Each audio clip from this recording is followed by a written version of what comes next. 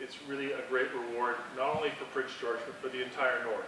2,500 British Columbians voted on the 3 cities to host regional torch celebrations, and Fort St. John was chosen to represent the Northeast. This is the first leg of the regional part of the relay, so it's really exciting to be able to share the spirit of the games into the region.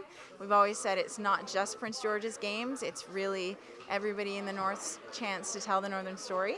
The other 2 cities are Terrace on December 6th and Quesnel on January 6th before winding up in Prince George prior to the games.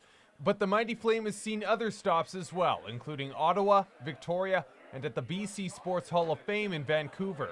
And then we visited the cities of Burnaby and New Westminster, who hosted the 1973 games, and then up to Kamloops for the host. They were hosting the 1993 Canada Summer Games. So it's been on a pretty big trip so far. And then Prince George on the 4th of November, we kicked it off the northern part of the torch relay.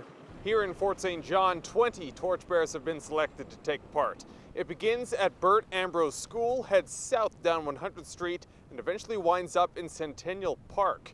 And of course, one of the fine features of living in the Peace region is the weather. And today, it's dipping to around 15 below with plenty of snowfall.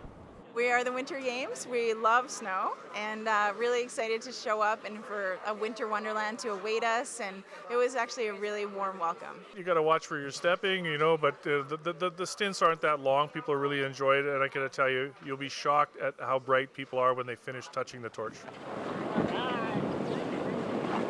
Jonathan Dick began the relay, and leg by leg, the torch made its way down the street into Centennial Park. Neil Evans, a well-known sports ambassador to the energetic city, was the final torch bearer. The honor was overwhelming. You're sitting there holding the flame leading up to the stage, and you're like, holy man, I'm actually doing this. This is really cool. Lots of people around, and yeah, it was awesome.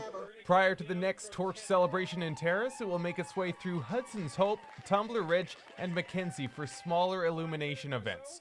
And for any of the vying athletes looking to represent Fort St. John at the Games, this little bit of bright tradition could be enough to motivate them to the top. Mitch Bach, CJDC TV Sports, Fort St. John.